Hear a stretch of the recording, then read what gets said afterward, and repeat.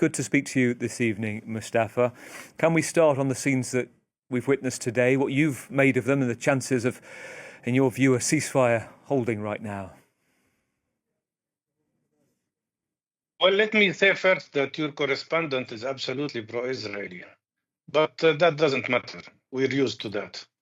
The story here is that all these people who were released today, and all those people who haven't been released today, and the 10,000 Palestinians who were killed during the last 6 months by the Israeli bombardment, and some Israeli captives who were killed also by the Israeli bombardment during these 6 months could all have been saved had we have this agreement implemented back in May or July. And it wasn't the Palestinian side that was obstructing the deal. It was Netanyahu, who didn't care really about the lives of these Israeli captives as much, of course, as he didn't care about Palestinian lives. What really was shocking to me is the way the Israeli captives looked. They looked healthy, and I'm very happy for that. I'm glad that they were treated so well.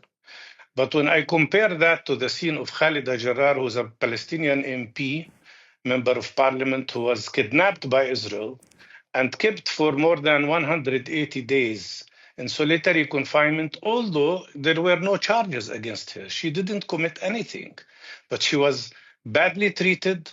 Her health was in very bad shape. When she came out, we barely recognized her. That shows you the difference between the way the Palestinian prisoners were treated and these captives were treated. Well, I can tell you that Israel has failed in eliminating Hamas, of course, and they have failed in eliminating Palestinian resistance in general. The only thing they've succeeded in is to kill 47,000 Palestinians, probably more than that, because 10,000 Palestinians are still missing under the rubble.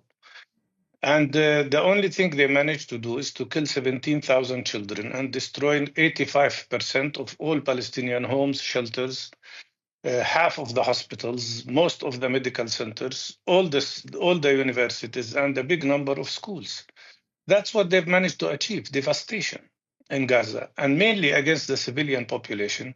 And they couldn't break the military power of Hamas. It's very true, what you said. So clearly here, Israel has failed and Netanyahu has failed. But the most important thing is that his main goal, which was the ethnic cleansing of all Palestinians out of Gaza, to push them to Sinai, to Egypt, and that's something he declared very clearly in the beginning of the war, has also failed.